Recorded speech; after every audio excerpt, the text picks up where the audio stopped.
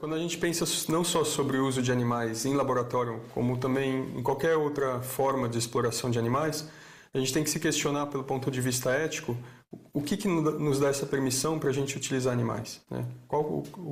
A partir de que pensamento a gente partiu para pensar que os animais estão aí para a nossa disposição, né? Então, o que eu frequentemente escutei ao longo da minha vida é que animais não pensam, eles não falam, eles não são conscientes de si mesmo, eles não têm alma, né? Escutei que eles não têm moral, essa questão de eles não terem moral, então nós que temos moral podemos explorá-los, porque eles não têm, né? Eles não criam coisas, eles agem simplesmente por instinto, então eles não são inteligentes, né? Eles não acreditam em Deus, eu já ouvi isso, então qualquer pessoa que não acredita em Deus pode ser explorada também, né? Somos superiores aos animais, essa ideia de superioridade, de que nós fomos criados por último, né? No último dia da criação, e que nós fomos a coroa, né, da criação, a pérola da criação, e todo o resto da criação foi dado para nós como para a gente usar da melhor forma, da forma como a gente quisesse, né? A ideia de que Deus diz que a gente pode usar animais, né? Então todo esse conceito religioso, basicamente. O que distingue então, se é que algo distingue, humanos de não humanos, de forma a que possamos experimentar uns, mas não podemos fazer com outros? Sucintamente, nada. Habitualmente apela-se a supostas características exclusivas dos seres humanos, como podem ser certas capacidades cognitivas ou certas relações que os humanos mantêm entre si, para defender a sua consideração moral superior relativamente aos restantes animais. Mas não há nenhuma característica moralmente relevante que todos os seres humanos possuam e que esteja ausente nos restantes animais.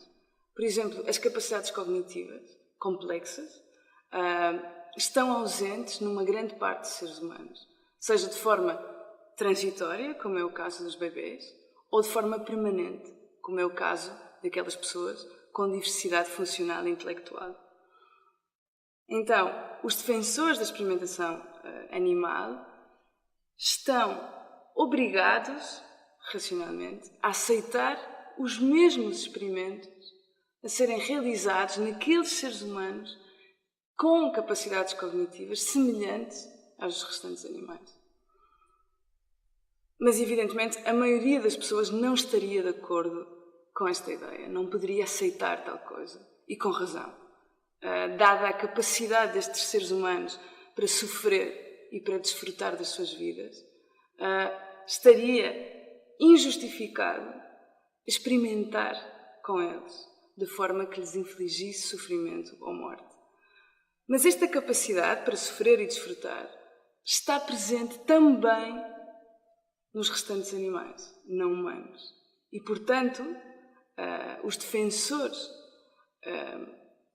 da experimentação animal teriam que aceitar que essa capacidade também é relevante no caso dos outros animais. aqueles que se opõem à experimentação animal, precisamente por essa razão, estão em contra de realizar experimentos com qualquer ser que possua esta capacidade, com qualquer ser senciente, seja ele humano ou não humano. A gente tem que deixar de utilizar essas desculpas que são nada mais do que falácias, desculpas esfarrapadas, para validar a nossa exploração dos animais, porque essas mesmas desculpas foram utilizadas para validar a exploração de outros seres humanos. Se a gente acredita que os animais são seres sencientes, que eles têm interesse, interesse é interesse em estar vivo, em preservar sua integridade física e não serem prejudicados pelos atos dos seres humanos, a gente tem que entender que eles são vulneráveis na sociedade em que a gente vive. E se eles são vulneráveis, a gente tem que aplicar um princípio que um outro autor chamado Gary Francione vai dizer, que é o princípio da igual consideração. Ou seja, todos devem ser considerados de uma maneira igual. Todos os seres sencientes devem fazer parte dessa comunidade moral. Para fazer parte dessa comunidade moral, a única característica moralmente relevante para se atribuir é a senciência. A senciência, ela traz um outro atributo, que é os interesses. Então, as espécies passam a ter interesses que não são os nossos interesses, são interesses próprios delas, né? E a gente não deve contrariar esses interesses, porque isso seria antiético. Quando a gente contraria os interesses de uma outra pessoa fazendo prevalecer os nossos interesses, a gente está procedendo de forma antiética. E é a mesma coisa com os animais, né? Então pode a sociedade inteira que a gente vive pensar que a gente pode explorar animais, mas isso ainda não vai tornar isso ético, isso correto, tá? A moral da sociedade pode dizer que é correto, mas a ética sempre vai dizer que não é. O que interessa para o animal é não ser usado.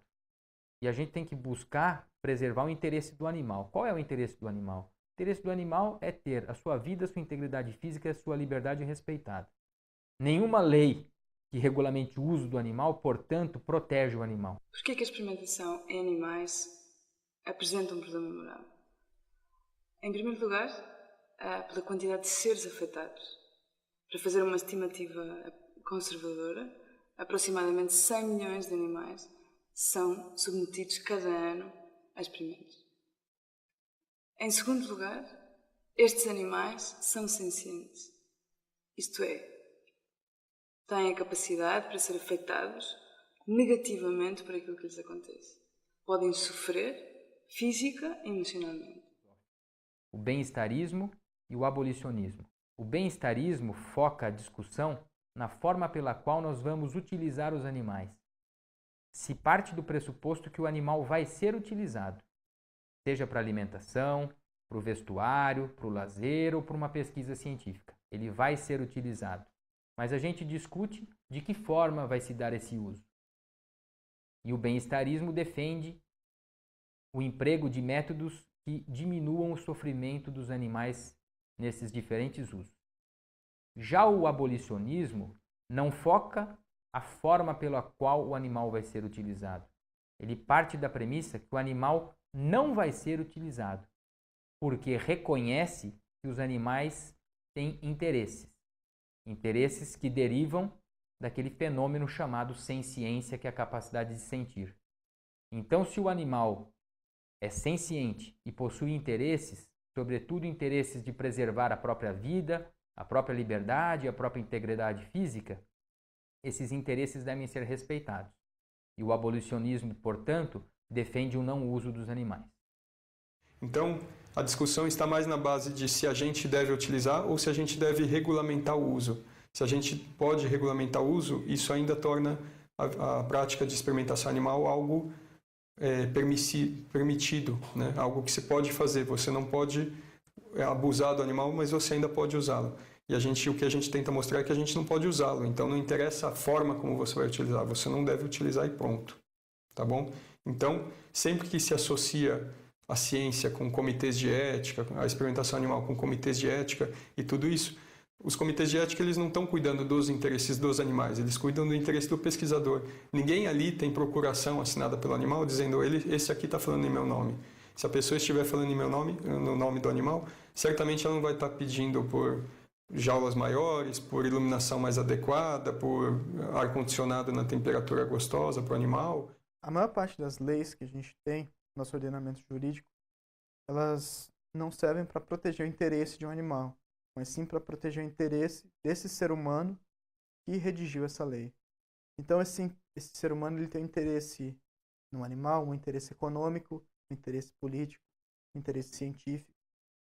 Mas em nenhum momento essa lei serve para que esse animal tenha seu direito de não ser propriedade, seu direito à vida, seu direito à liberdade preservado. Essa lei serve somente para preservar o interesse desse ser humano e não leva em conta o interesse do animal. Ou seja, para o ser humano que redigiu essa lei, o animal é simplesmente um meio para um fim. O animal não é um fim em si mesmo. Quando a gente fala de ser humano, a gente é um fim. Todos os seres humanos são um fim em si mesmo, ou seja, eu não posso ser usado como meio para outra coisa, eu não sou um objeto. Da mesma maneira, a corrente abolicionista tenta fazer com que os animais também não sejam tratados como objetos, como meios para um fim. Um exercício muito simples de se fazer é você se colocar no lugar do animal. Se você é um ser senciente e o animal também, vamos inverter. Se coloca no lugar do animal. Estaria correto alguém, contra a sua vontade, infligir dor e sofrimento a você? Só em nome de um suposto benefício, um suposto avanço da ciência?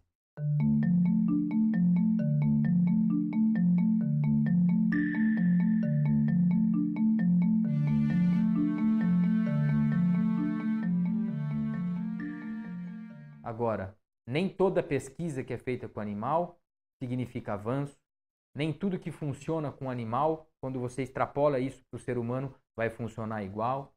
Então, do ponto de vista técnico, também a gente tem que fazer esse questionamento. Se do ponto de vista moral é errado você usar o animal, também do ponto de vista técnico existem questionamentos que devem ser feitos. Muitas doenças a gente consegue curar em animais desde a década de 80 e a gente não consegue curar em seres humanos, né? Como é que a gente vai justificar que a pesquisa em animais cura seres humanos? Um dos argumentos mais usados pelos defensores da experimentação animal consiste em dizer que os experimentos são necessários para aliviar o sofrimento humano causado por doenças. A experimentação animal é apresentada, no melhor dos casos, como um mal necessário para atingir um bem maior. Mas este argumento não funciona. É falso que a maioria dos experimentos que se levam a cabo sirvam para aliviar o sofrimento humano. Muitos dos animais que são utilizados sofrem desde o momento em que nascem até que morrem, para testar produtos que em nada contribuem para aliviar o sofrimento humano.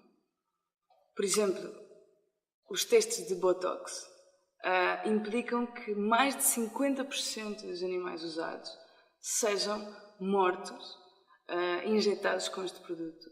E o mesmo se aplica a todos os outros testes realizados para produtos que em nada contribuem para aliviar o sofrimento humano e que implicam que uma grande quantidade de sofrimento e morte de animais tenha lugar, como pode ser apenas para conseguir que um novo shampoo ou um novo produto de limpeza saia no mercado. Então não é um método, de forma alguma, não se pode defender esse método como sendo científico, ele não é. Experimentação animal, por algum motivo no passado alguém considerou que experimentação animal era científico. E todos os métodos substitutivos que a gente propõe aí para substituir animais, eles têm que ser validados com base na experimentação animal, que não é um método testado, aprovado. Ele não é científico. Então, a gente tem uma dificuldade até de colocação de métodos substitutivos, porque eles têm que ser validados com base em métodos ruins, né, que não são científicos. Então, é uma grande dificuldade que a gente tem até de fazer avançar a ciência, é que a experimentação animal ela atrasa a ciência, né? Sendo ela considerada um método padrão, qualquer método que substitua ela tem que ser tão ruim quanto ela.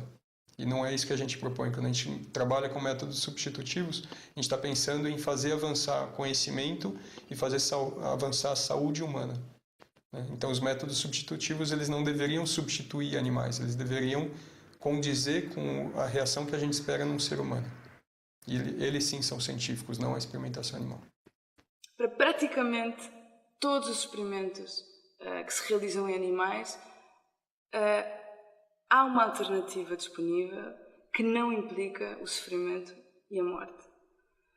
Mas ainda que essas alternativas estejam já disponíveis hoje, defende-se normalmente que testar em animais seria mais fiável do que outros métodos.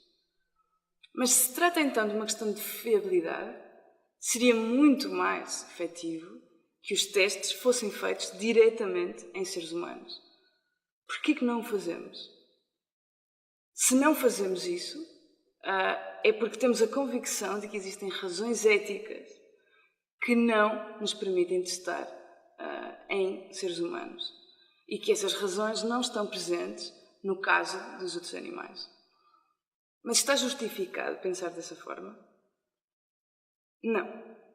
A única razão pela qual se distingue moralmente entre animais humanos e não humanos é que uns pertencem à espécie humana e os outros não.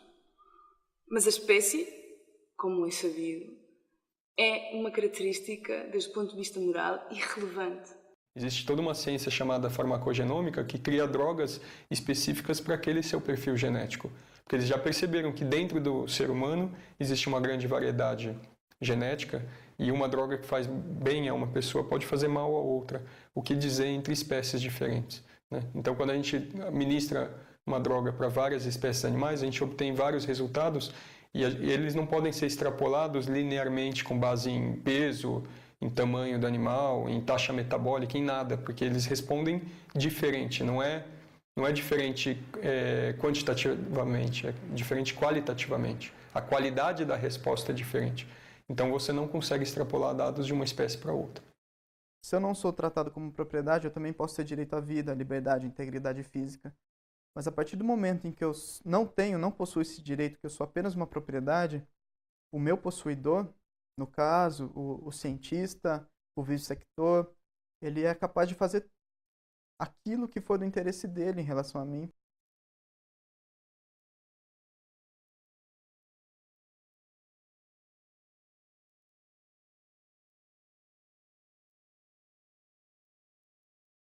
Então, toda essa ideia de que se a gente deixar de experimentar em animais, a gente vai voltar para a Idade Média, para uma era de obscurativismo, é uma grande falácia, é uma falácia pelo medo. É óbvio que o nosso objetivo com a abolição da experimentação animal não é fazer retroceder a ciência, pelo contrário, é fazer avançar ela, avançar de uma forma ética. Porque hoje a ciência beneficia alguns poucos, e não estou falando nem de população em geral, ela beneficia interesses econômicos. Mas se padronizou essa técnica de pesquisa, né, e ela foi considerada segura por algum motivo, embora os dados mostrem que ela não é segura, mas ela foi considerada científica padrão, né, e se muitas pessoas morrem, mesmo a gente aplicando esse método, isso é considerado uma mera fatalidade. Quando a gente questiona cientificamente, a gente vê que não deveria, né, realizar, a gente não deveria continuar com isso. Mas então, por que continuamos a experimentar em animais não humanos? Por uma razão muito simples.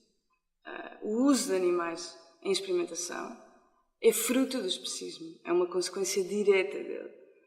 E manifesta-se na procura daquilo que é, desde o ponto de vista económico, mais favorável para os seres humanos. Isto é, evidentemente, incompatível com aquilo que é melhor para os animais que são usados na experimentação.